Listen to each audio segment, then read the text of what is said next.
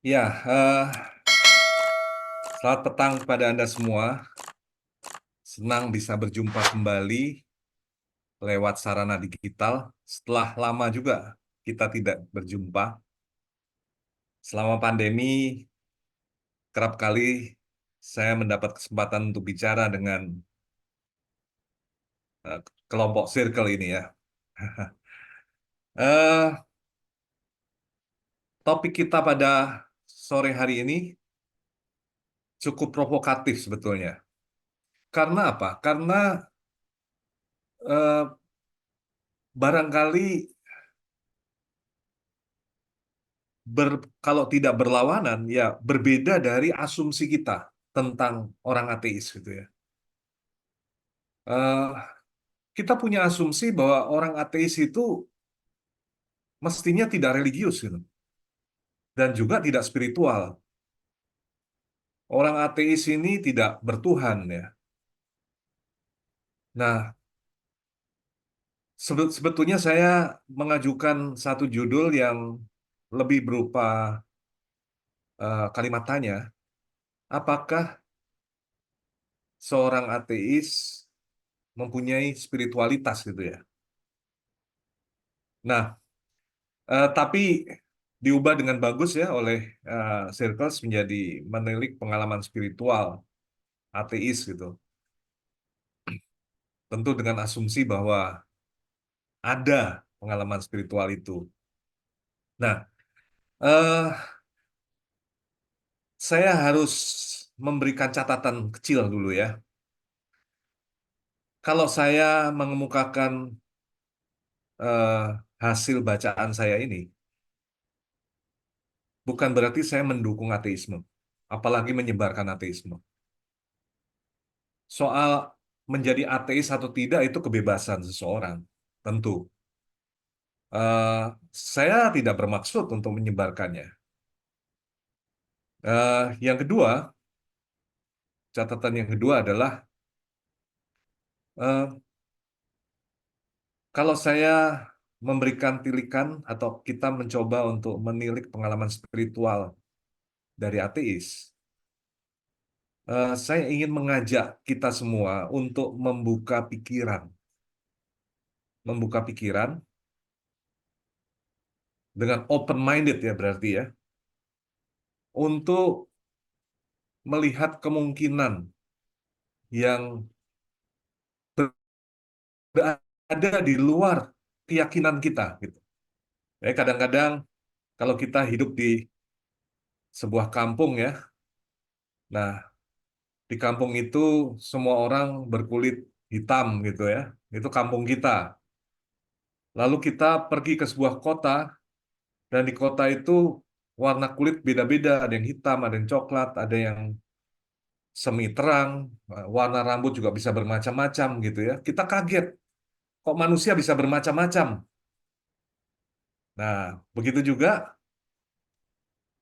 kalau kita hanya mengenal agama-agama monoteis, Yudaisme, Kekristenan, dan Islam, atau bahkan agama-agama dunia ya, ditambah Hinduisme dan Buddhisme, dan itu semua diakui di dalam Pancasila ya, dalam sila ketuhanan yang Maha Esa.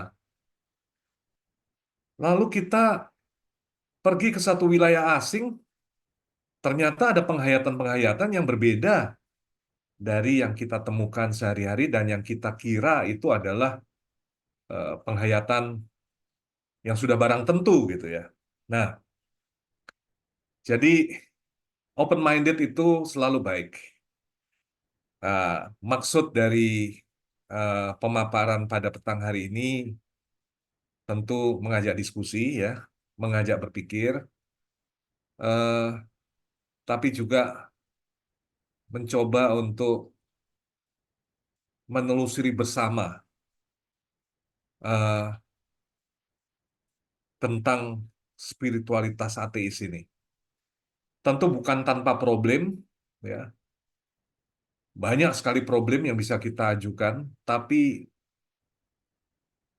baik juga untuk dilihat bahwa spiritualitas ateis bukan hanya problem, tetapi mungkin itu jawaban gitu ya.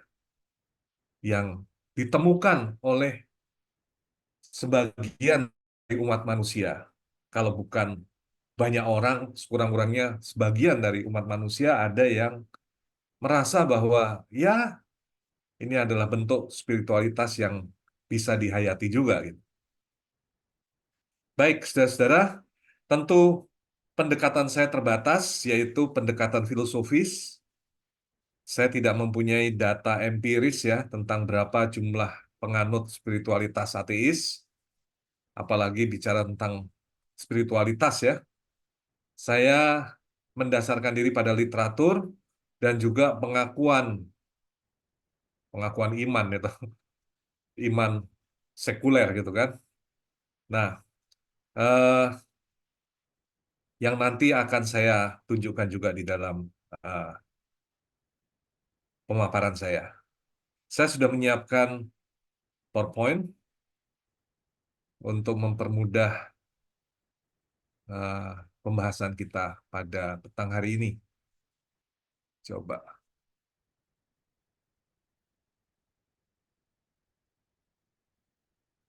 ya,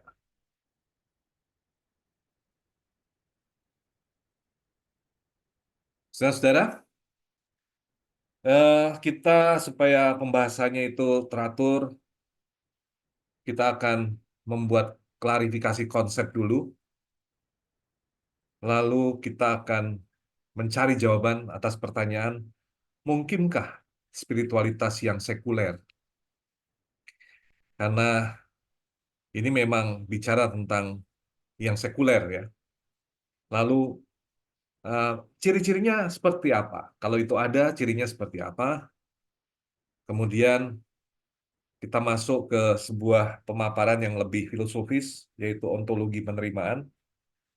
Dan tidak lupa kita tarik implikasi yang bersifat praktis, maka saya akan mempermudah pembahasan kita dalam bentuk katekismus spiritualitas sekuler. Nah, mungkin kalau Anda tidak sabar untuk mengajukan keberatan dengan spiritualitas ini, ya saya akan wakili dulu ya. Saya akan memberikan kritik. Setelah itu mungkin dalam diskusi kita masih bisa lanjutkan apakah Anda mau mengkritik atau menerima kemungkinan adanya spiritualitas sekuler ini. Ya. Nah, ya saudara-saudara sekalian, eh, ada berbagai istilah ya,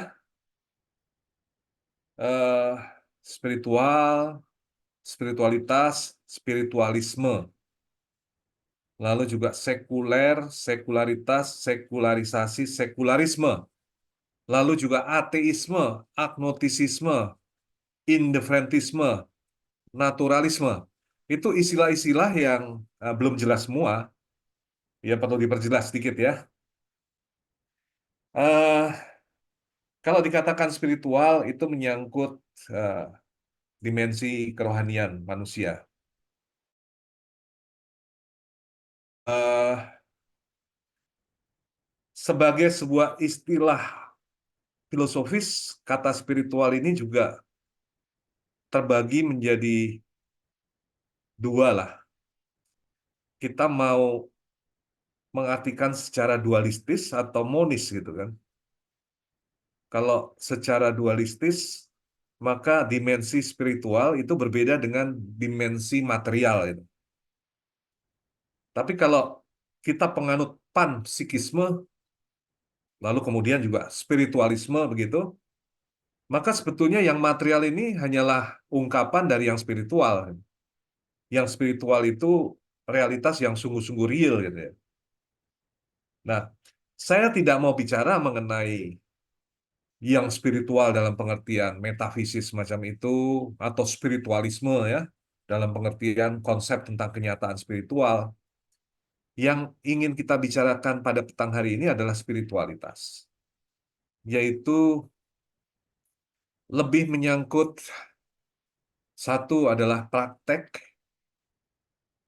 yang kedua adalah penghayatan.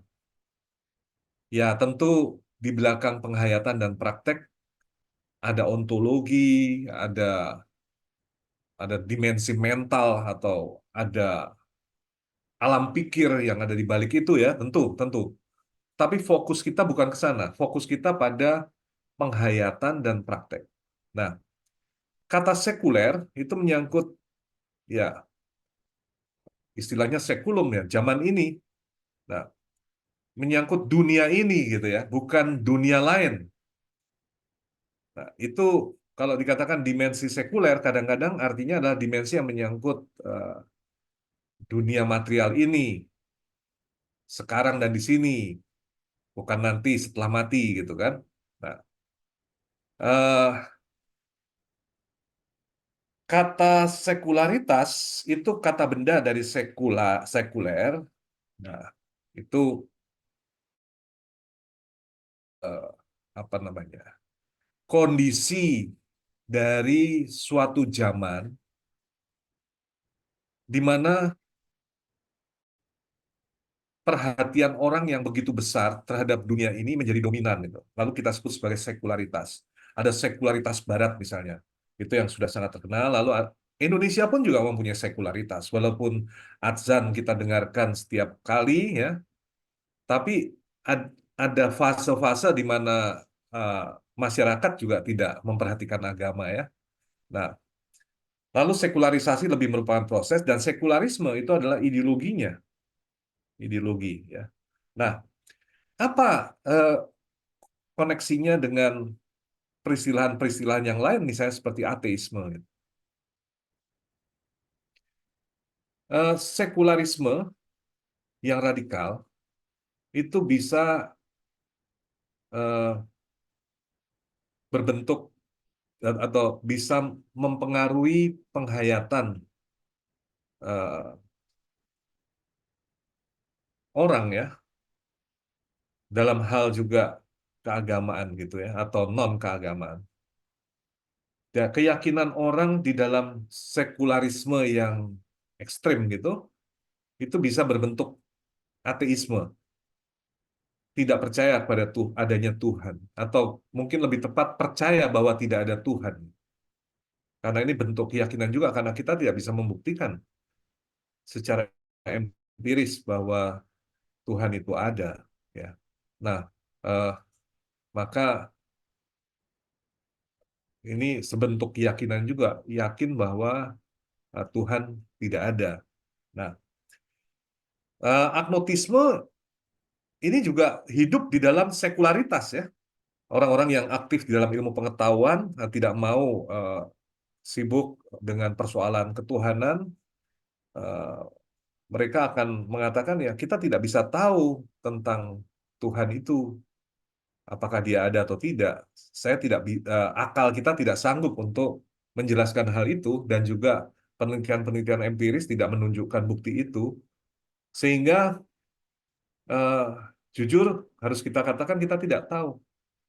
Ini juga suatu paham ya bahwa kita tidak bisa eh, mengambil keputusan keputusan kognitif dan keputusan rasional bahwa Tuhan itu ada. Nah, agnotisme ini bisa juga mempunyai impact yang lebih populer dalam bentuk indifferentisme. Orang yang eh, tahu bahwa ada agama, tapi dia acuh tak acuh ya, eh, lepas bebas ya, lepas dari segala eh, wawasan dunia yang mungkin ya, intinya tidak mau terlibat terlalu jauh. Indifferentisme saya katakan populer karena cukup banyak orang muda dewasa ini yang lebih menganut indifferentisme.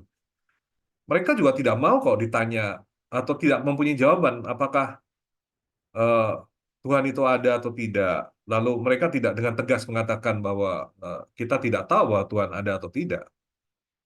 Mereka tahu ada gereja, mereka tahu ada masjid, mereka tahu ada orang-orang beragama. Bahkan mereka sendiri juga eh, barangkali berasal dari keluarga yang beragama ya. Tapi mereka tidak mau mempraktekkan itu. Semacam ateisme praktis lah. Jadi tidak mempraktekkan. Lalu naturalisme itu suatu pandangan yang eh, juga dekat-dekat dengan sekularisme. Hanya ada dunia alamiah ini, tidak ada dunia yang supranatural. Biasanya naturalisme terkait dengan perkembangan sains, misalnya fisika, tapi terutama biologi, ya, bahwa kehidupan kita ini memang kehidupan alamiah. Jadi konsep seperti roh, ya, bahkan spiritualitas gitu kan, itu asing bagi naturalisme.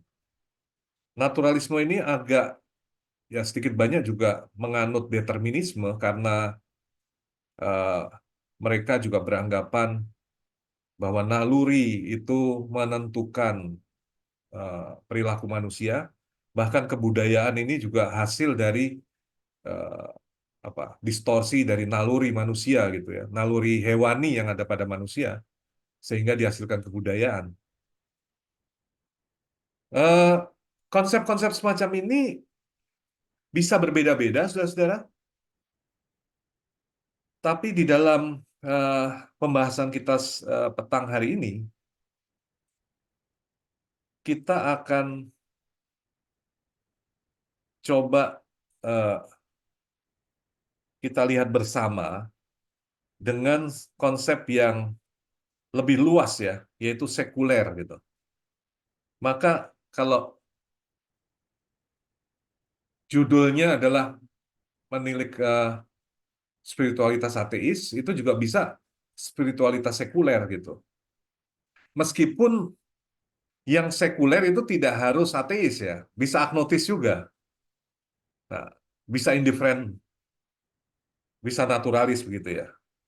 Tapi oke, ini konsep yang lebih luas ya, mungkin baik, tidak sangat tegas-tegas mengatakan ateis ya.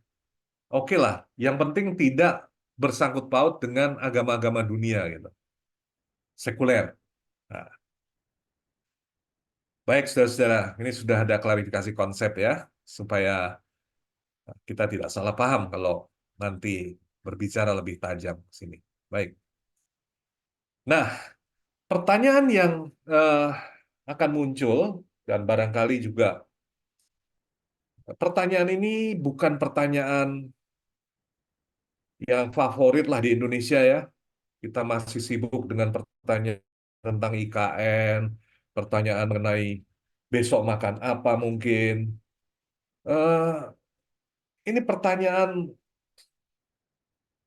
negara-negara maju lah ya, di mana orang-orang yang dengan paham yang saya sebut tadi, agnotis, ateis, ya, naturalis, itu mendominasi masyarakat itu. Nah, apakah pertanyaan seperti apakah spiritualitas sekuler itu mungkin gitu ya? Itu cocok dilontarkan di Indonesia gitu. Begini, saudara, saya mengatakan ini cocok. Mengapa? Masalahnya gini, dengan perkembangan teknologi digital, eh, banyak cara berpikir yang semula itu jauh dari kita, berasal dari Barat ya, dari Tiongkok, Australia, Saudi Arabia, Amerika Latin. Sekarang ada di genggaman tangan kita, sehingga cukup banyak orang juga sekarang dibuat bingung ya, sebetulnya keyakinanku apa, dan ini juga sebuah keyakinan. Oh, dulu saya anggap ini bukan keyakinan, gitu kan?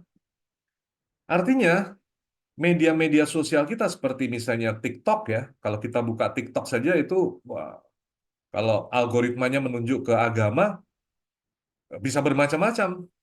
Ada yang menjelaskan apa itu Katolisisme, Reformasi, ada yang menjelaskan Islam dengan berbagai alirannya, ada yang menjelaskan juga kritik-kritik terhadap agama. Jadi ada di genggaman tangan kita. Barangkali dalam waktu 10 tahun mendatang ya, Indonesia udah seperti Eropa. Dalam arti eh, pertanyaan-pertanyaan yang dulu dilontarkan di Eropa itu menjadi relevan di Indonesia dan menjadi pertanyaan populer gitu ya. Termasuk mungkinkah spiritualitas sekuler? Kita ini menjadi orang yang open minded ya. Eh, bukankah salah satu sila dari Pancasila itu adalah kemanusiaan yang adil dan beradab, gitu. Bukan hanya ketuhanan yang Maha Esa, tapi kemanusiaan yang adil dan beradab. Nah, bagian dari kemanusiaan ini adalah suatu kategori yang cocok dengan pertanyaan yang kita lontarkan pada malam hari ini. Mungkinkah spiritualitas yang sekuler? Jawaban saya adalah mungkin. Ada tiga kondisi, ya. Yang pertama adalah kondisi epistemologis. Nah, saya meminjam eh, alat yang ditemukan oleh Kant, Immanuel Kant.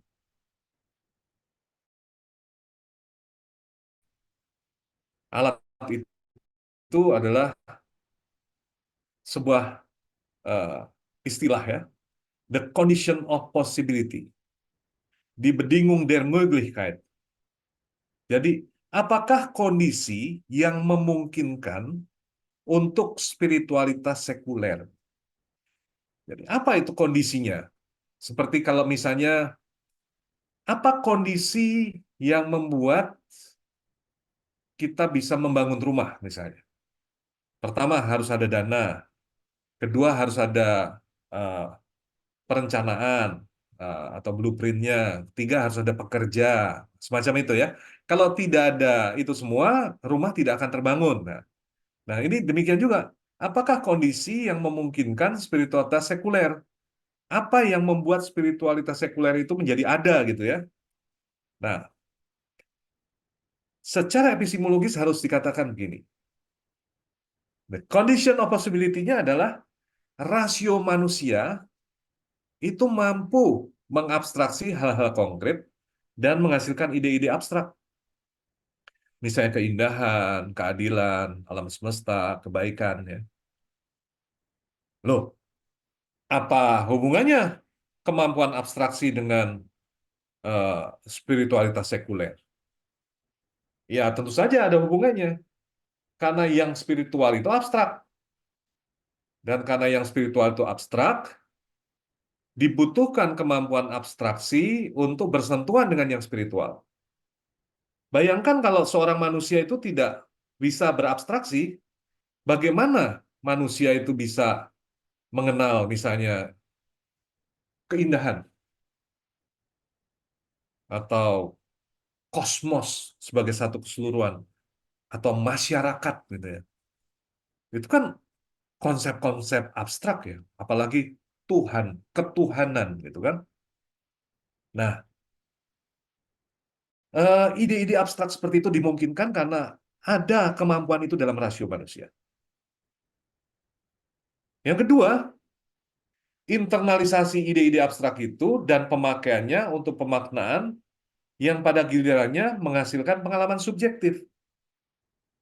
Jadi, secara epistemologis, manusia mampu menghasilkan ide abstrak. Secara epistemologis juga, manusia mampu membatinkan ide-ide abstrak itu menjadi miliknya. Misal,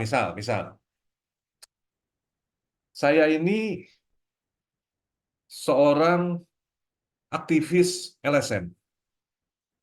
Nah, saya sangat terobsesi dengan ide keadilan. Nah, keadilan kan itu suatu yang abstrak. Nah, tapi karena saya menginternalisasikan, membatinkan ide keadilan, itu menjadi milik saya, maka segala hal yang berlawanan dengan keadilan saya anggap sebagai sesuatu yang bermasalah.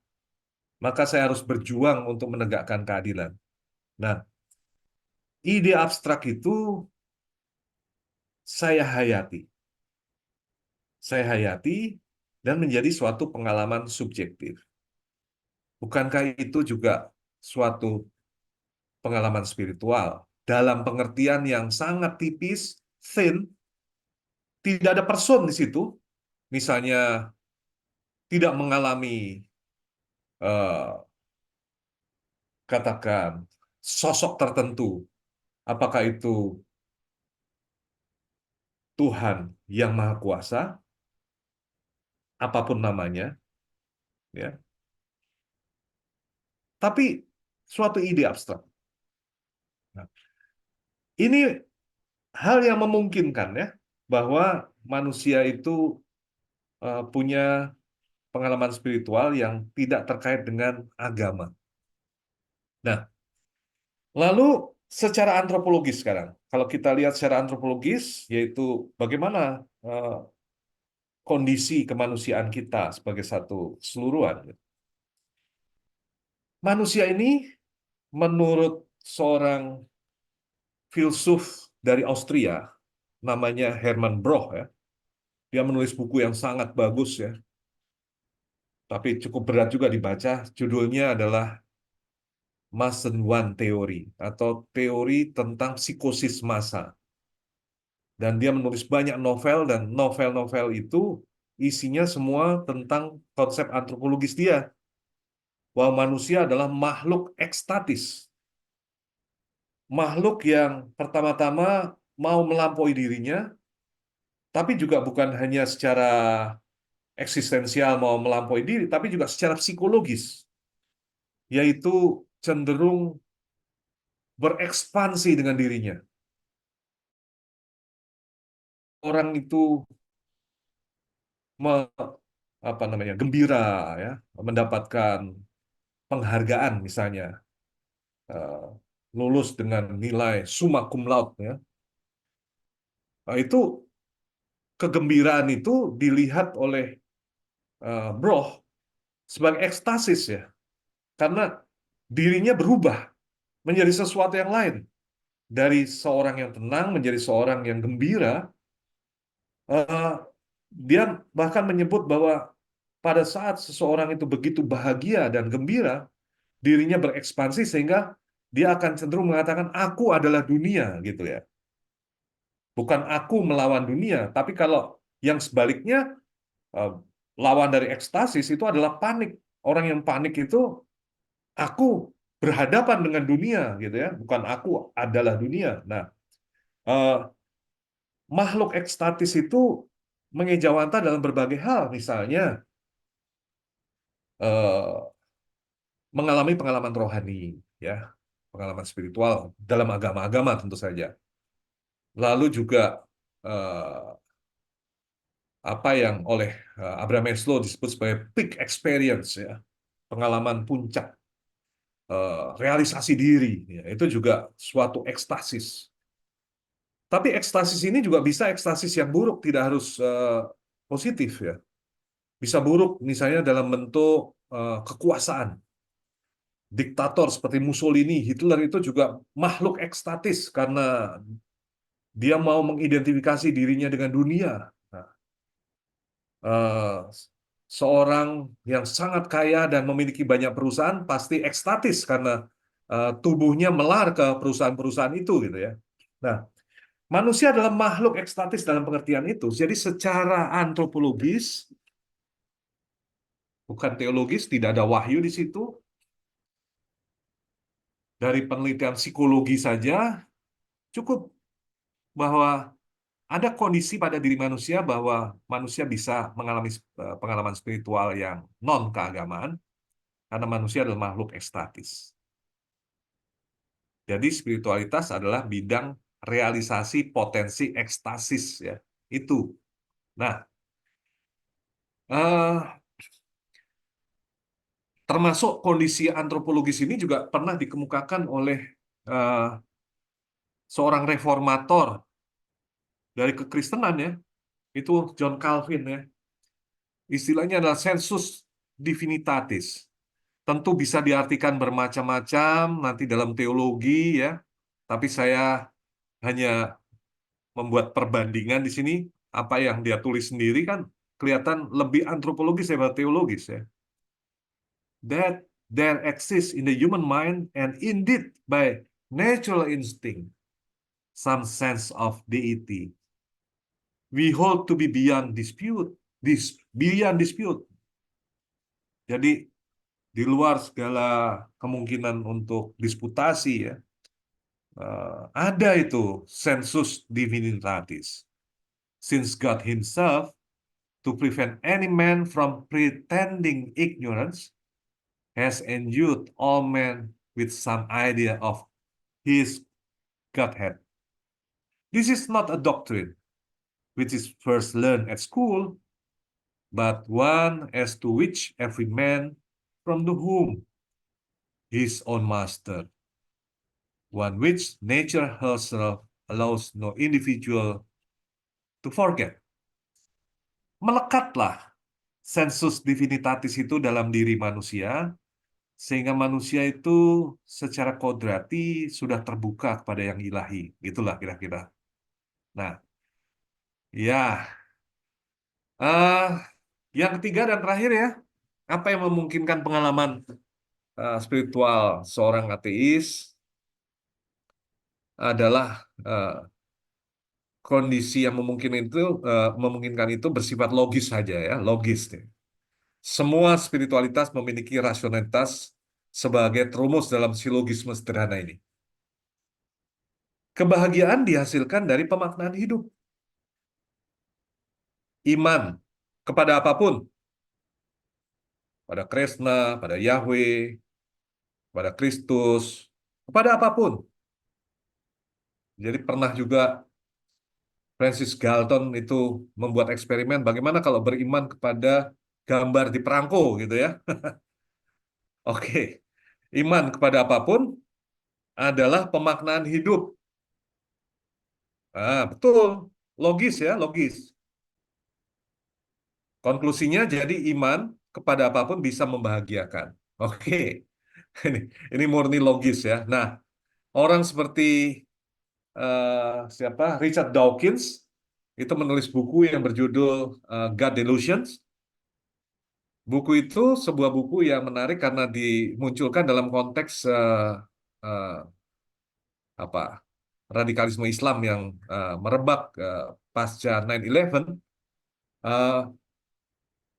Dia berusaha menunjukkan kepada pembacanya bahwa nggak ada kaitannya tuh antara menjadi ateis sama dengan tidak berbahagia. Seorang ateis pun bisa berbahagia, gitu ya. Dia tunjukkan banyak bukti bahwa ateisme itu juga bisa memberikan makna hidup. Saya personal mengatakan betul, ateisme bisa memberikan makna hidup, tapi itu logis gitu ya. Logis, logis. Tapi kan hidup tidak hanya logis gitu. Nah, salah satu aspek dari hidup adalah logika. Betul, betul. Secara logis bisa memberikan makna hidup. Tapi mari kita lihat lebih jauh nanti ya dalam kritik, apakah betul hanya logika bisa memberikan makna? Jangan-jangan ada hal-hal lain yang bisa memberikan makna, ya toh? Nah, jadi mari kita lihat sekarang. Kalau spiritualitas kira-kira ciri-ciri umum dari spiritualitas seorang ateis. Nah, ciri-ciri umumnya ada ya. Pertama, itu berorientasi kepada dunia material ini dan tidak membayangkan satu dunia setelah kematian. Jadi mati itu ya berhenti bereksistensi. Mati itu adalah akhir dari realitas. Nah, tidak ada realitas lain. Ini perkataan keras ya, karena orang-orang monoteis itu berpandangan bahwa setelah kematian masih ada eksistensi yang lain, gitu ya. Nah, tapi seorang ateis akan berbeda pendapat. Ya, hidup ini aja, tidak lebih dan tidak kurang.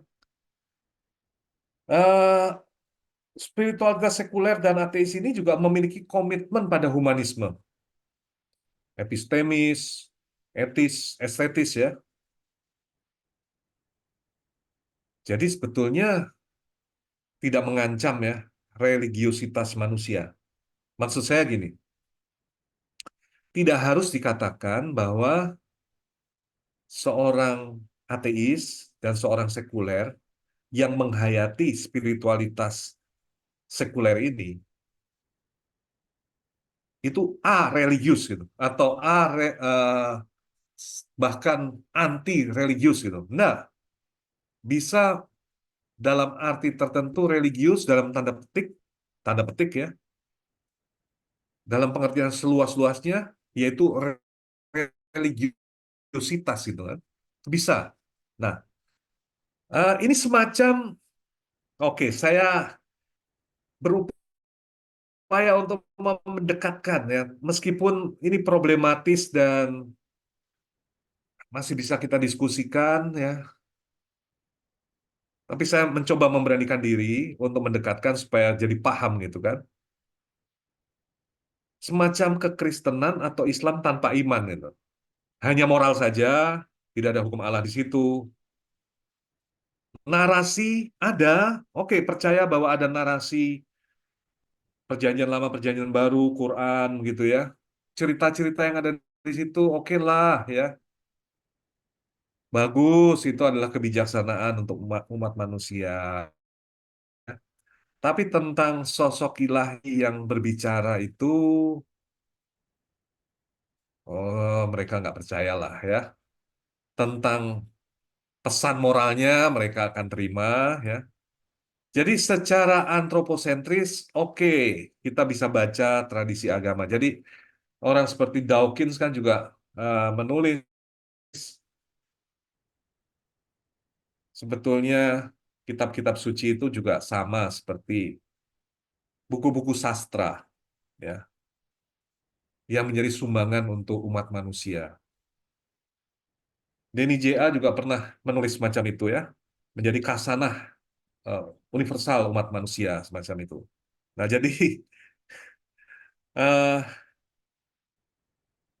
saya katakan kekristenan atau Islam tanpa iman, kata iman di sini yang saya maksud adalah iman dogmatis atau iman doktriner yang yang yang dipegang teguh oleh suatu agama sehingga agama itu menjadi agama institusional yang kita kenal di Indonesia gitu ya. Nah, ini mereka tentu tidak menolak ada Kristen, ada Islam ya, ada Hindu dan Buddha. Sejauh itu disebut wisdom gitu kan. Nah, bahwa Allah tidak ada menurut para penganut spiritualitas sekuler dan ateis ini ya. Itu dianggap masuk akal. Masuk akal. Masalahnya gini, jika dia ada, kenapa tidak menunjukkan dirinya gitu ya? Untuk membereskan penderitaan dan kejahatan. Jadi, pertanyaan orang-orang sekuler ini simple sebetulnya. Enggak sangat berat seperti para teolog gitu ya. Teolog itu kan, aduh, mencoba mencari cara untuk menjawab bahwa Tuhan itu ada. Tapi mereka sederhana sekali. Kalau dia ada, ya dia tunjukkan diri dong. Banyak kok penderitaan. Indonesia ini banyak korupsi, ada orang yang juga melakukan ketidakadilan, ada pembunuhan vina misalnya, sampai sekarang belum selesai. Ada orang-orang mati kelaparan, ada orang terkapar di rumah sakit. Belum tentu masa lalunya jelek, nggak ada kaitan, ada bayi-bayi atau ada anak-anak yang menderita begitu ya. Loh, kalau dia ada, kenapa tidak menunjukkan diri? Ini pertanyaan sederhana dari eh, orang-orang eh, yang menganut spiritualitas sekuler gitu ya. Nah, jawabannya barangkali Anda mempunyai jawaban nanti ya boleh ya. Nah, tapi eh, mereka selalu tidak puas dengan jawaban karena tidak seperti eh, orang yang beriman ya. Kalau orang yang beriman berbahagialah yang tidak melihat namun percaya gitu ya. Tapi bagi seorang ateis dan sekuler ya, kami mau lihat dulu bukti empiris, baru kami percaya gitu kan. Tidak ada dasar yang lebih mendalam dan tidak ada naungan yang lebih tinggi daripada dunia imanen ini. Jadi orang yang menganut spiritualitas ateis ini hidup dalam immanent frame. Tidak ada yang transcendence. Charles Taylor mengatakan dalam bukunya In a Secular Age ya, bahwa orang-orang modern itu hidup dalam immanent frame. Nah, kata immanent frame itu menarik ya. Frame ya, berarti sebetulnya realitas bukan itu. Atau lebih tepat, frame itu adalah salah satu cara mendekati realitas, ya kan? Cuma bagi seorang yang menganut spiritualitas ateis, seolah-olah immanent frame itu adalah reality gitu kan. Padahal itu frame. Ya, orang yang belajar filsafat lebih tahu lah kalau dalam hal ini eh, bahwa realitas tidak bisa dikerangkeng dalam frame sebetulnya ya. Nah, tapi mereka yakin tidak ada acuan transendental bagi alam semesta dan hal-hal yang terjadi di dalamnya. Tidak ada, tidak ada. Jadi eh, bagi orang yang menganut monoteisme, kalau melihat alam gitu kan, langsung takjub dan mengatakan ini adalah langit karya tangan Tuhan sendiri. Tuhanlah yang memasang bulan di sana dan matahari di sana. Tuhanlah yang menciptakan langit dan bumi. Keteraturan ini disebabkan karena memang kehendak dari Sang Pencipta gitu kan. Berarti ada realitas supranatural di balik alam ini yang mencipta dan mengatur ini semua. Itu dalam pemikiran Agustinus misalnya dijelaskan bahwa hujan, petir dan sebagainya itu kan eh, hasil kerja tangan malaikat-malaikat ya yang sibuk membuka tingkap-tingkap langit gitu kan. Jadi bayangan semacam itu ada pada monoteisme, tapi pada eh, penganut spiritual sekuler, ya bumi ini, alam kalau Anda lihat galaksi dan segala isinya itu, ya itu doang gitu. Nggak ada yang melampaui itu. Jangan berpikir lebih daripada yang dipikirkan oleh astrofisika. Nah, nah, saudara-saudara, cara pandang sekuler ini sekarang pendapat saya ya, adalah sebuah ontologi yang dewasa ini menjadi taken for granted. Ya, di Indonesia hanya sebagian orang menganut ya. Diam-diam sih menganutnya karena di Indonesia ini kan negara Pancasila, orang harus beragama. Lalu banyak orang menjadi munafik juga. Padahal dia menganut ini. Cuma dia nggak ngaku. Barangkali dia datang ke gereja, barangkali dia datang ke masjid ya. Cuma cara pandangnya seperti pandangan sekuler ini ada. Nah, eh, menurut pendapat saya, cara pandang ini makin banyak yang menganut ya. Ya, nah saudara-saudara, mari kita lihat dari perspektif yang lebih luas, yaitu ontologi ya. Nah, dewasa ini ada 4 tipe ontologi, boleh dikatakan demikian. Atau eh, 4 konsep tentang kenyataan. Apa sih kenyataan itu gitu ya? Nah, eh, yang pertama yang sudah kita kenal sebagai seorang penganut monoteisme ya, itu adalah ontologi pelampauan. Realitas dunia ini itu bukan realitas akhir. Ada realitas yang sungguh-sungguh real, yaitu Tuhan ya. Tuhan. Tuhan itu adalah pencipta, dan setelah kita hidup di dunia ini ada kehidupan yang lain atau eksistensi yang lain. Dan eksistensi yang lain ini adalah eksistensi yang sungguh-sungguh real, sedangkan yang ada di dunia ini penuh dengan masalah, itulah. Eh, kita kenal dengan doktrin dosa, gitu kan? Dosa. Nah, ini menyangkut agama-agama monoteis secara umum ya, ontologinya seperti itu. Tapi juga ada ontologi pelepasan. Eh, kata pelepasan itu lebih tepat mungkin kalau diterjemahkan dalam bahasa Inggris itu releasement atau merelakan atau detach ya. Jadi mengambil jarak, lepas gitu ya.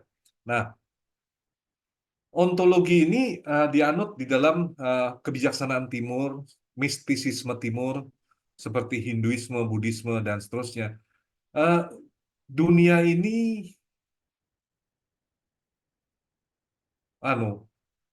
maya. Dunia ini eh, menghasilkan suatu eksistensi yang bermasalah, ya, negatif, ya. Bahkan eksistensi atau bereksistensi atau berada itu sendiri itu sesuatu yang negatif ya. Maka yang dicari dalam praktek dan penghayatan ya, itu adalah melepaskan diri dari eksistensi, dari ada, lepas dari keberadaan itu sendiri, misalnya dalam bentuk nirwana ya.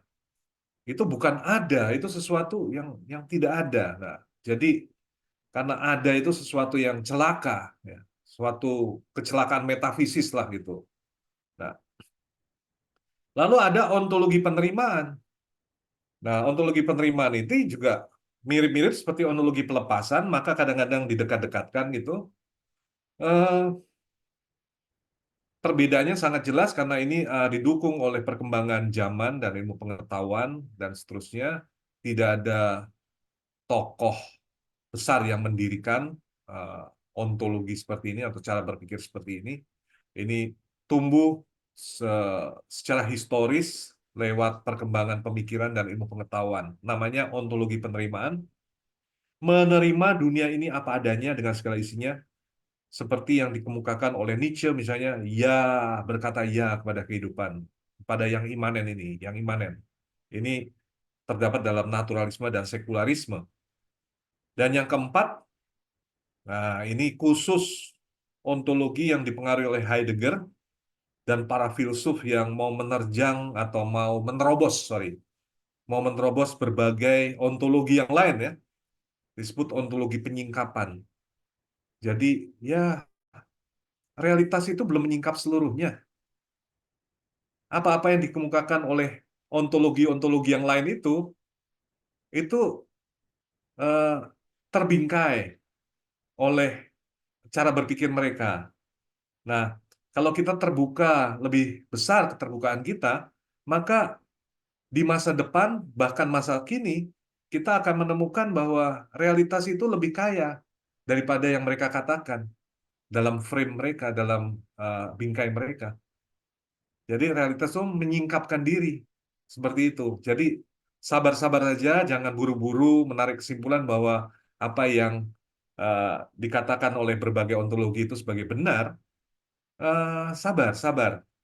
Eh, dunia sedang menjadi atau realitas ini belum sampai pada kepenuhannya. Kira-kira begitu ya. Sudah dan belum sekaligus ya. Nah, dalam masyarakat majemuk, ontologi-ontologi ini ada, baik dalam keyakinan-keyakinan orang, dalam praktek, dan sebagainya. Nah, spiritualitas ateis masuk dalam ontologi penerimaan. Yang biru ini ya, jelas bukan ontologi yang lain.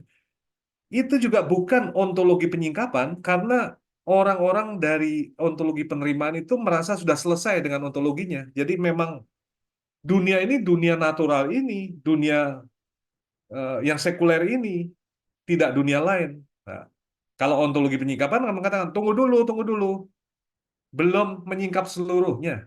Nah, jadi ontologi penyingkapan ini lebih sabar melihat itu semua. Sedangkan ontologi penerimaan dan ontologi yang lain berhenti mencari. Dia sudah ada di dalam struktur ontologisnya sendiri. Oke. Nah, bagaimana ontologi penerimaan? Pemaknaan kenyataan hidup dan mati itu berdasarkan scientific realism. Apa-apa yang ditemukan oleh sains itu menambah pengetahuan kita tentang apa itu yang real. Yang real.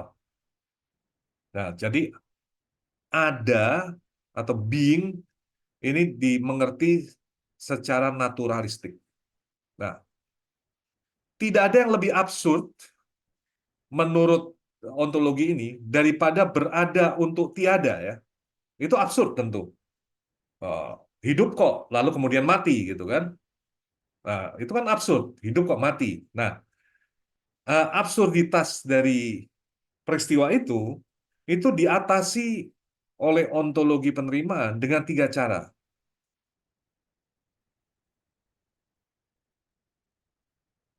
Bisa ya dengan membayangkan realitas postmortem, di mana realitas antemortem hanya sementara, itu pada ontologi pelampauan, atau melepaskan diri dari eksistensi yang pada dasarnya buruk, itu tadi ontologi eh, pelepasan ya.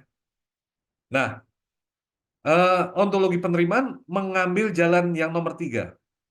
Jadi tidak ada yang lebih absurd daripada berada untuk tiada. Ini bagaimana diatasinya absurditas ini? Ya terima aja, memang berada untuk tiada itu merupakan keniscayaan alamiah. Lihat aja nyamuk yang pada jam ini masih terbang, pada jam lain sudah mati. Anjing itu usianya jauh lebih pendek daripada manusia ya. Ya mati juga. Ya. Semua hewan mati. Manusia juga semacam hewan yang mati. Nah, ini yang diterima oleh ontologi penerimaan. Nah, segala acuan pada yang supranatural itu menurut ontologi penerimaan ini, menurut ontologi penerimaan ya, itu fiktif. Memang fiksi ini bisa berguna ya untuk survival. Misalnya membuat kita tahan menderita. Tapi menurut mereka itu tidak real, itu fiksi. Jadi orang yang cancer atau sakit terminal di rumah sakit itu didoakan, diberi pengharapan. Nah, menurut orang-orang dari ontologi penerimaan ini ya itu fiksi. Memang berguna membuat orang menjadi tahan terhadap penyakitnya, tapi tidak real. Itu hanya bayang-bayang yang disampaikan untuk memperbesar harapan mereka. Nah, kalau mau otentik ya terima aja, memang menjelang mati. Agama-agama menurut eh, ontologi penerimaan itu hanyalah nyanyian untuk mengiring kematian saja. Mati akan tetap datang sebagai kematian gitu kan. Nah, saudara ada satu pertanyaan antropologis yang bisa menarik di sini ya. Manusia ini kan spesies yang tersebar di berbagai kondisi bumi. Lalu juga manusia ini mampu untuk mengadaptasi lingkungan baru kan. Yang ada di gurun, beda dengan yang ada di kutub, yang ada di hutan di Afrika, beda lagi, yang ada di tebing, yang ada di pantai, lain lagi gitu kan. Manusia ini makhluk yang mampu beradaptasi dalam berbagai kondisi gitu. Nah, itu dunia alamiah manusia, bisa diadaptasi oleh manusia. Bagaimana dengan dunia batiniah, dunia subjektifnya? Ternyata dunia batiniah juga menakjubkan dan juga sama misteriusnya dengan dunia lahiriah. Nah, manusia juga mampu mengadaptasi perkembangan, perubahan masyarakat, perubahan teknologi, perubahan zaman, bahkan perubahan alam ya. Dan adaptasi itu juga terkait erat dengan eh, kemampuan manusia menghayati dunia subjektifnya. Sehingga dunia subjektif ini juga dalam arti tertentu hasil adaptasi manusia terhadap perubahan yang terjadi di lingkungan eksternalnya gitu kan. Jadi jika lingkungan lahiriahnya tidak menarik baginya, dia mengembangkan dunia mental yang rumit misalnya dan penuh nilai. Eh, Misalnya eh, dalam sejarah kebudayaan Jawa gitu, ada yang disebut involusi pertanian oleh Geertz ya. Jadi orang Jawa dalam penindasan itu bisa tahan terhadap eh, penindasan Belanda itu antara lain juga dengan mengembangkan suatu kultur yang rumit ala gotik gitu ya, dalam ukir-ukiran, dalam tata krama dan seterusnya sehingga eh, sangat rumit itu. Nah, itu juga strategi survival gitu. Nah,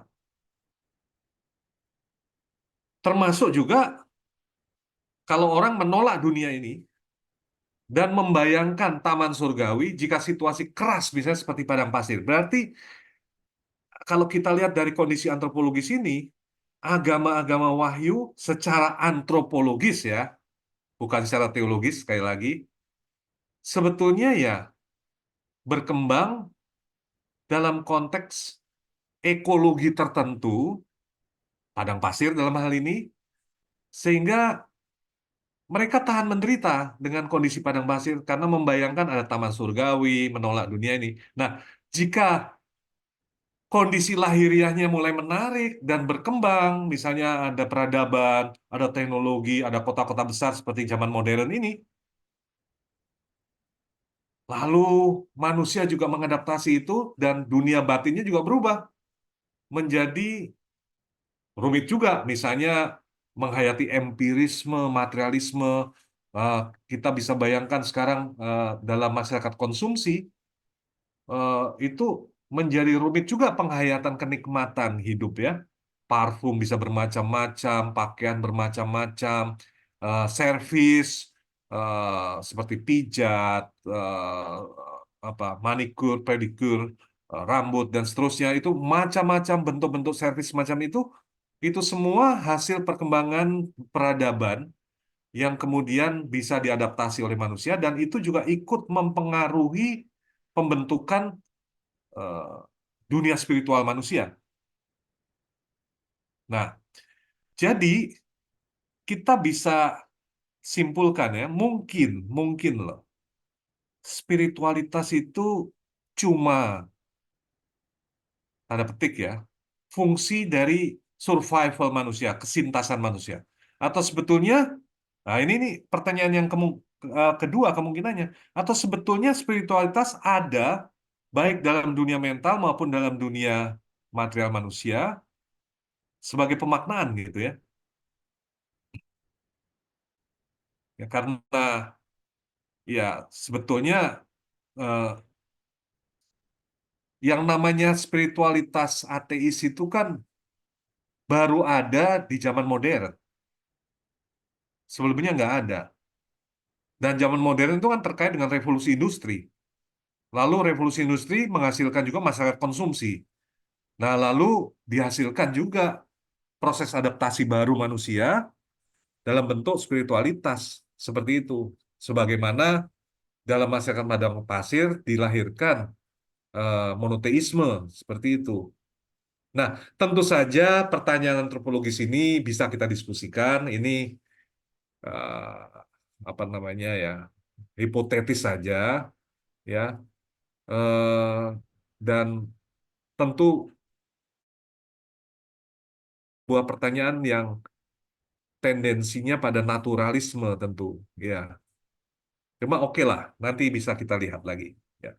Nah, saya harus memberikan contoh real bahwa ada seorang yang bukan hanya menulis buku, tapi juga memahami betul penghayatan seorang yang eh, mempunyai spiritualitas ateis itu seperti apa gitu. Yaitu Andre Comte Sponville namanya. Bukunya adalah Atheist Spirituality. Anda bisa temukan di internet ya.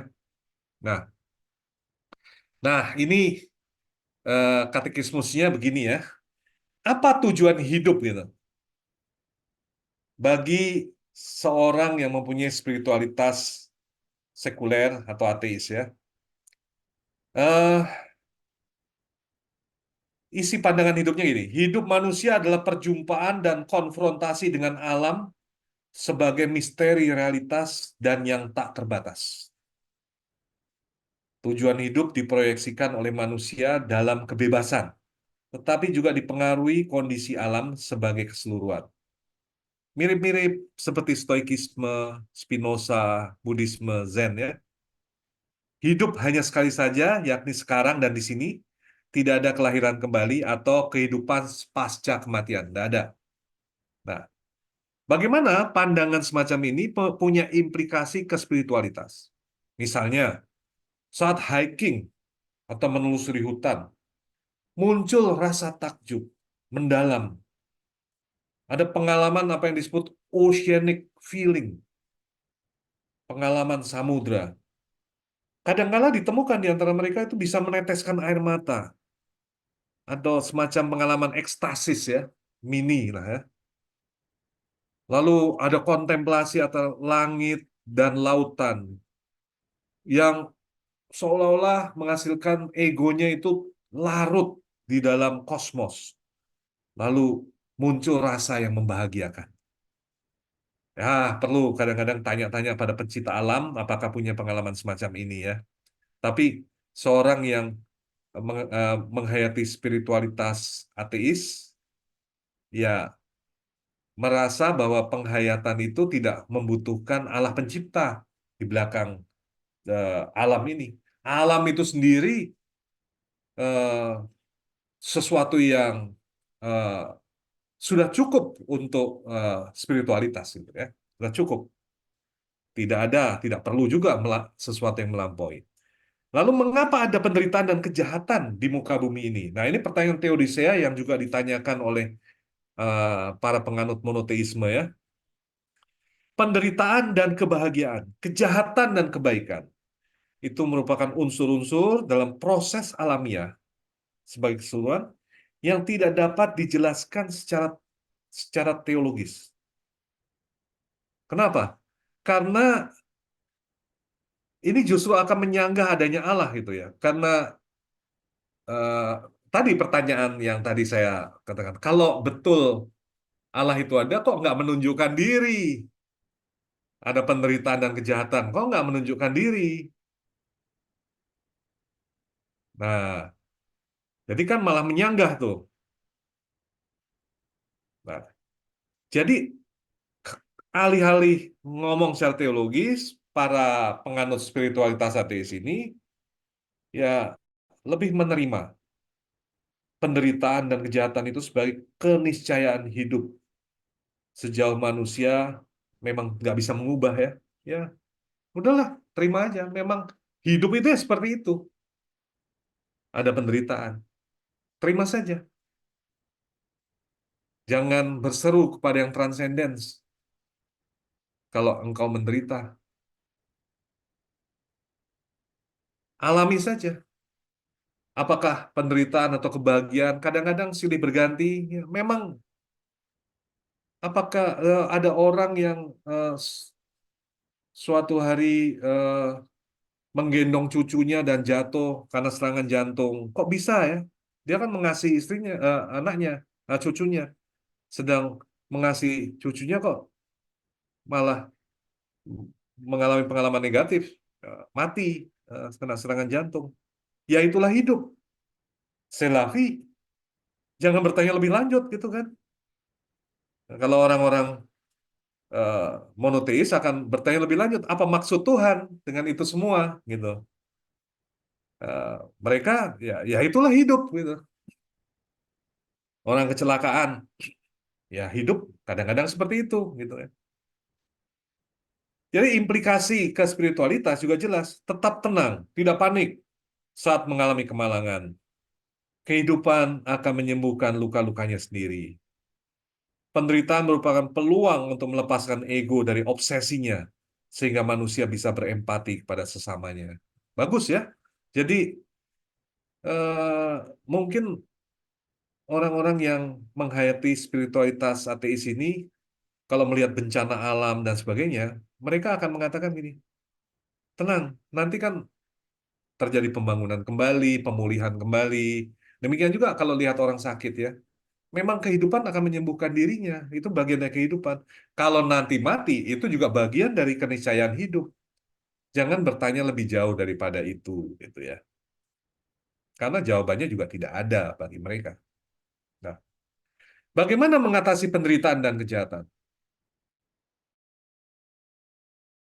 Oh, akal manusia itu sudah cukup untuk mengatasinya. Ada moral, akal budi, sistem hukum, sains, teknologi, industri, tanpa harapan pada yang supranatural ya. Untuk hal-hal yang tidak bisa diubah, manusia harus belajar menerimanya. Doktrin keselamatan hanyalah harapan kosong yang mengalihkan kita pada masalah sesungguhnya. Bahkan mereka, bagi mereka ya, mereka tidak tidak selalu mempromosikan, tapi bagi mereka eh, ada kebutuhan yang sungguh-sungguh dan ada kebutuhan yang apa? Yang sebetulnya bukan kebutuhan tapi diada-adakan. Nah, keselamatan itu kebutuhan yang diada-adakan. Eh, Tidak perlu keselamatan. Ya hidup ya ini kok, nggak perlu lagi keselamatan dari dunia ini. Nah, gimana? Ya kita ada di dunia, berakhir di dunia ini. Jadi tidak perlu ada keselamatan. Logis sekali. Nah, implikasi pada spiritualitas adalah segala yang kita butuhkan sudah ada di masa kini. Maka tidak perlu ya terobsesi dengan masa depan ya. Dan dukanya merupakan cara untuk bahagia tanpa harapan akan kekuatan supranatural. Lalu kemana gerak sejarah? Bagi mereka di hadapan misteri alam semesta yang tak terbatas tanpa transendensi sepenuhnya iman, ya tidak perlu mengharap sesuatu di masa depan. Hidup ini kini, bukan dulu atau bukan nanti gitu ya. Maka untuk spiritualitas implikasinya jelas. Tidak perlu eskatologi. Karena hidup yang sebenarnya itu di masa kini. Tidak ada kekuatan supranatural yang mengatasi sejarah yang akan mengubah kenyataan menjadi baru. Kenyataan itu sekarang dan di sini. Firdaus adalah masa kini. Lalu, apa hidup ini bermakna? Ya, mereka akan mengatakan, ya hidup ini bermakna. Yaitu jika kita melepaskan diri dari ego dan menjadi bahagia. Kebahagiaan ini sekarang di dunia ini bukan nanti. Jadi tanpa makna transendental. Kematian itu pelepasan ego. Mirip-mirip seperti dalam ontologi pelepasan ya. Ego tidak butuh penebusan, melainkan butuh pelenyapan. Termasuk segala yang keluar dari dirinya, yaitu harapan, ide, keselamatan, Tuhan, dan seterusnya. Kalau itu lenyap, itulah yang disebut akhir kita. Ego harus berakhir. Nah, segala yang mengakhiri ego itu bermakna. Seorang yang menghayati spiritualitas ateis itu adalah seorang yang telah dilepaskan dari egonya dan akan mengalami ketenangan dan kedamaian hati dan keheningan. Pelepasan dari ego itu dialami sebagai kekosongan yang penuh atau penghayatan kekinian yang sepenuhnya. Nah, itu mistik yang memberi kepenuhan. Lalu apa itu kematian? Bukan transisi ke eksistensi lain, melainkan pemadaman eksistensi kita. Kematian tidak menakutkan karena itulah tujuan hidup kita yang sesungguhnya, yaitu pemadaman ego.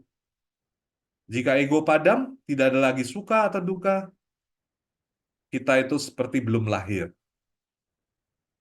Ya, dulu kita tidak ada kan sebelum lahir. Tidak ada berarti kita tidak bisa merasakan, tidak bisa memikirkan, kita tidak takut neraka, tidak takut surga gitu kan. Karena kita tidak ada. Nah, surga dan neraka itu kan hanya masalah hidup. Kalau mati, Ya seperti belum dilahirkan, kosong gitu. Nggak ada surga, nggak ada diriku, dirimu, masyarakat nggak ada, Tuhan juga tidak ada. Tidak ada adalah tidak ada, titik gitu ya. Surga dan neraka itu kan bayangan saat kita hidup, tapi setelah mati hilang. Hidup tanpa pamrih pahala surga adalah hidup dewasa yang paling realistis. Jadi kalau orang berderma dengan spiritualitas ateis, tidak berharap ganjaran di surga, juga tidak takut neraka, tidak perlu, gitu ya. Jadi moral juga mungkin dalam spiritualitas ateis, dalam arti melepaskan diri dari ego, ya toh. Nah, bagaimana praktek spiritualitas sekuler, gitu ya? Bukan doa, saudara-saudara. Karena doa adalah dialog dengan personal God atau dengan dewa-dewa, ya. Semua ini dibayangkan melampaui diri manusia. Padahal manusia tidak pernah melihat. Hal-hal itu juga tidak pernah menampakkan diri dan menjawab doa-doa. Tidak, ya. Nah, melainkan meditasi, yaitu menenangkan dan melepaskan ego sampai mengalami keheningan, bahkan dari segala konsep.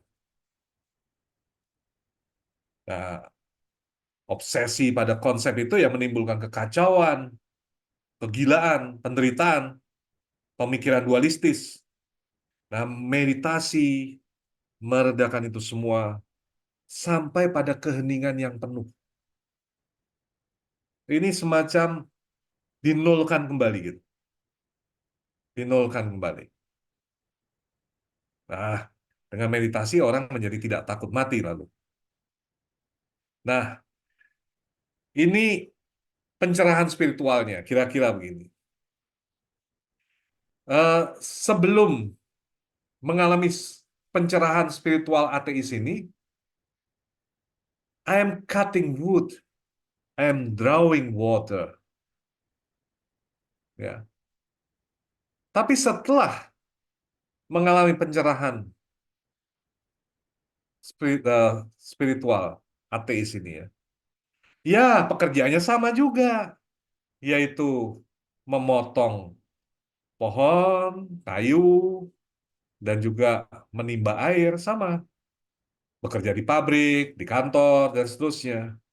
Tapi dengan meditasi, menghayati keheningan, mengalami oceanic feeling atau oceanic experience, alam yang begitu dahsyat gitu ya.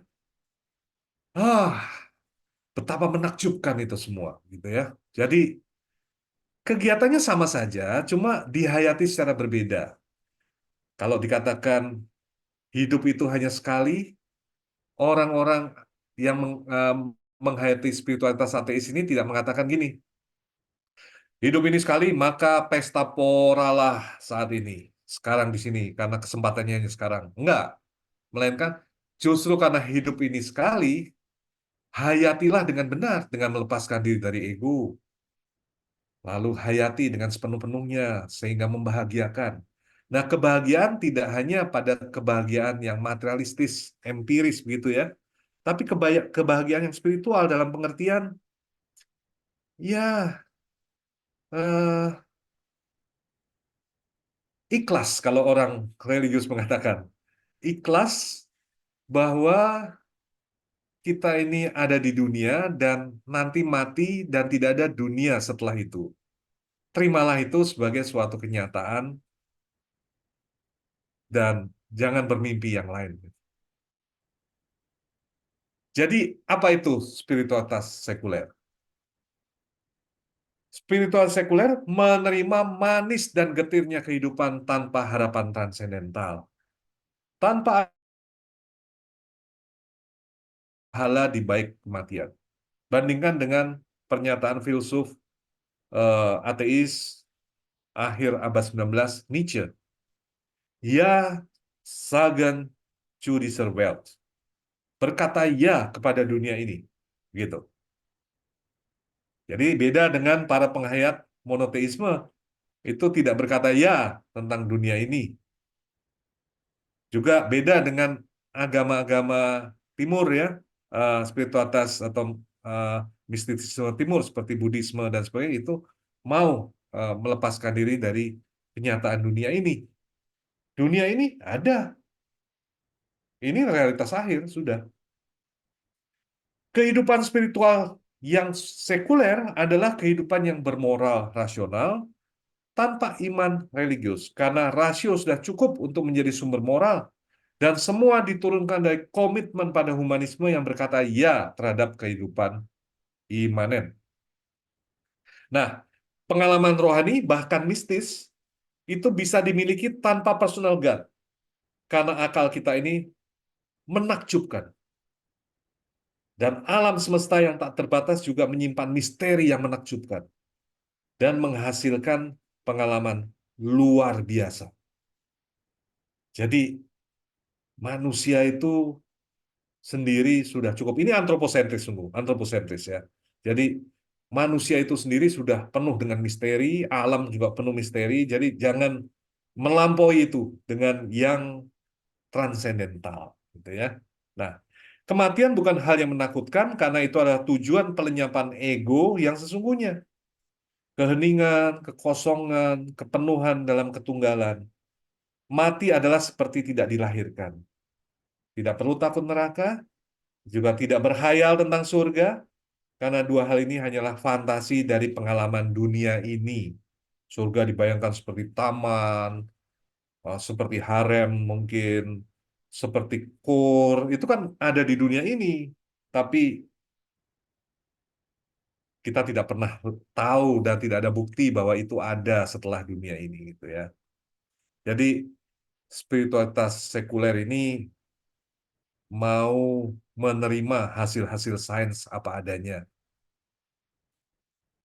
Saya mempunyai kritik, saudara-saudara. Mungkin Anda juga tidak sabar untuk mengkritik mereka. Eh, Begini, kritik itu dalam dua arti ya. Ya, bisa menerima, bisa juga menolak kan. Membedakan mana yang bisa diterima dan mana yang bisa ditolak gitu ya. Nah, eh, oke. Saya beri tanda kurung ini dari sudut pandang teistis. Karena nggak mungkin ya kritik itu dari suatu posisi yang tidak berposisi. Itu nggak mungkin. Atau dari posisi objektif universal gitu ya. Oh, nggak mungkin, nggak mungkin. Kritik itu selalu memihak. Nah, saya mengkritik dari sudut pandang teistis ya. Oke, tapi eh, sedikit-sedikit saya juga memberikan apresiasi kepada mereka. Nah, spiritualitas sekuler itu tidak terarah pada personal God yang transendental, tapi kepada alam sebagai yang tak terbatas. Nah, ini bertentangan ya dengan kondisi subjektivitas manusia yang dialogal dengan suatu engkau. Aku, nah, pengalaman bahwa kita ini suatu aku gitu ya, itu kan selalu mengandaikan engkau. Aku mengandaikan engkau. Nah, bahasa yang kita ucapkan juga mengandaikan engkau loh. Tidak ada soliloquy, ya. Misalnya soliloquy, bicara dengan diri sendiri. Diri sendiri yang kita ajak bicara juga suatu engkau. Dialog dengan diri ya, soliloquy. Jadi, suatu aku selalu mengandaikan suatu engkau. Kita tidak bisa berdialog dengan alam. Gitu. Ya, boleh. Tapi alam diam-diam saja karena dia bukan person. Yang bisa ngomong itu kan person.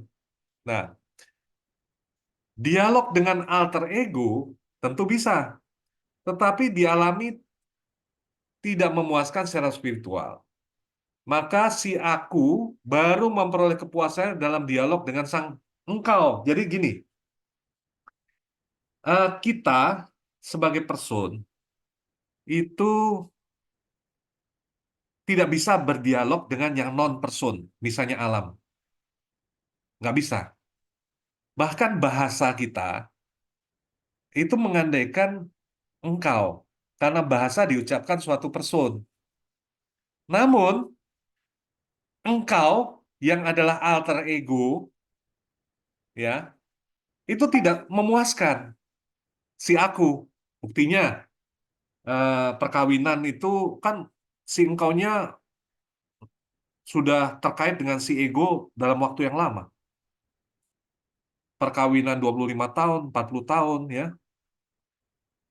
Apakah memuaskan hati dari si aku itu kalau kita hanya berdialog dengan si engkau sebagai alter ego, engkau kecil ya, huruf kecil. Kayaknya enggak. Maka hanya bisa terarah pada sang engkau dalam huruf besar, itu personal God ya. Nah, personal God ini melampaui alam jelas. Itu juga hasil abstraksi tentu ya. Ya, Thomas Aquinas juga mempunyai bukti-bukti mengenai itu semua terkait dengan abstraksi. Quinquefie itu abstraksi gitu ya. Tapi oke, ini kan kritik ya. Jadi eh, tidakkah alam yang juga menghasilkan oceanic feeling dari para penganut spiritualitas ateis ini itu juga suatu alam yang abstrak gitu, bukan sungai, kali atau bukit ini atau batu ini, bukan, tapi alam sebagai keseluruhan yang diabstraksi. Nah, tapi alam ini kan bukan person, itu imperson. Nah, itu tidak memuaskan manusia. Yang baru memuaskan kalau itu person. Tapi person yang manusiawi juga tidak memuaskan. Hanya person yang ilahi yang memuaskan, yang transendental. Oke, ini kritik dari sudut pandang teistis ya. Satu kritik. Oke. Yang kedua, spiritualitas ateis ini mengabaikan spiritual. Memusnahkan ego harus dilakukan lewat kesadaran sebagai suatu person. Artinya, person manusia tetap merupakan hal tertinggi dari evolusi alamiah loh. Nah, perhatikan baik-baik. Mereka pasti menganut Darwinisme, teori evolusi ya. Em, Otak manusia sebetulnya ya canggih, tapi ini hasil perkembangan evolusi ya seperti simpanse atau kera-kera kelas tinggi itu, otaknya juga rumit seperti manusia. Hanya pada manusia ada kesadaran diri gitu ya. Nah, para penganut teori evolusi lalu kemudian ditambah dengan neuroscience akan mengatakan bahwa ya itu hanya perbedaan dari kompleksitas neokorteks pada manusia gitu ya. Nah, lewat proses evolusi. Nah, jadi eh, jangan ini dianggap sebagai sesuatu yang ontologis, ini empiris saja.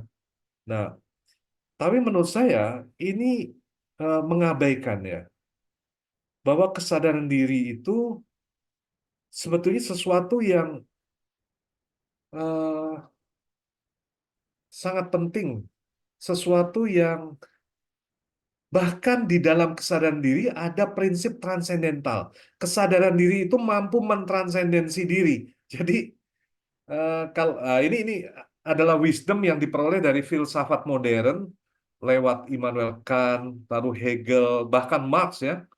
Eh, Filsafat dari idealisme Jerman itu eh, menunjukkan bahwa kesadaran diri itu transendental, mampu melampaui dirinya, berarti, nah, kita bisa menarik kesimpulan, yang spiritual itu transendental dong. Nah, berarti apa-apa yang ada di dalam agama monoteis punya dasar antropologis yang kuat, yang mungkin berbeda dari para penganut ateisme, tapi cukup kuat loh yang ada pada monoteisme. Apalagi kalau kesadaran itu sebagai suatu person dan person itu adalah lebih tinggi atau mungkin yang tertinggi dalam proses evolusi. Tidak ada yang melampaui person gitu. Jadi dari mana person itu muncul? Apakah dari proses alamiah seleksi alam atau ada campur tangan transendental di sana gitu ya? Nah, ini pertanyaan lebih lanjut gitu ya. Nah, person tetap suatu misteri yang tidak bisa dipecahkan bahkan oleh filsafat. apalagi oleh ateisme. Nah, ini kritik ya. Nah, oke. Yang ketiga, karena person adalah hal tertinggi dalam evolusi alamiah, tentulah sang engkau yang kepadanya si ego berdialog adalah suatu person yang sadar juga, bertindak, dan mengasihi, dan bukan alam yang tidak sadar. Kalau dalam tradisi kekristenan, ya, itu, atau Yudeo-Kristiani, ya, konsep imago Dei, nah, itu bisa menjelaskan banyak hal, termasuk kesadaran, bahwa kesadaran itu transendental karena itu imago Dei, gitu ya. Nah, begitu juga eh,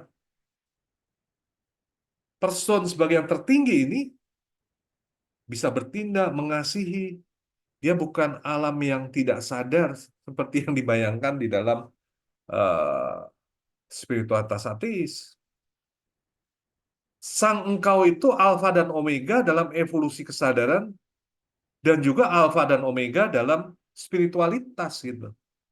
Ini kritik ya, sambil juga mengokohkan monoteisme gitu kan.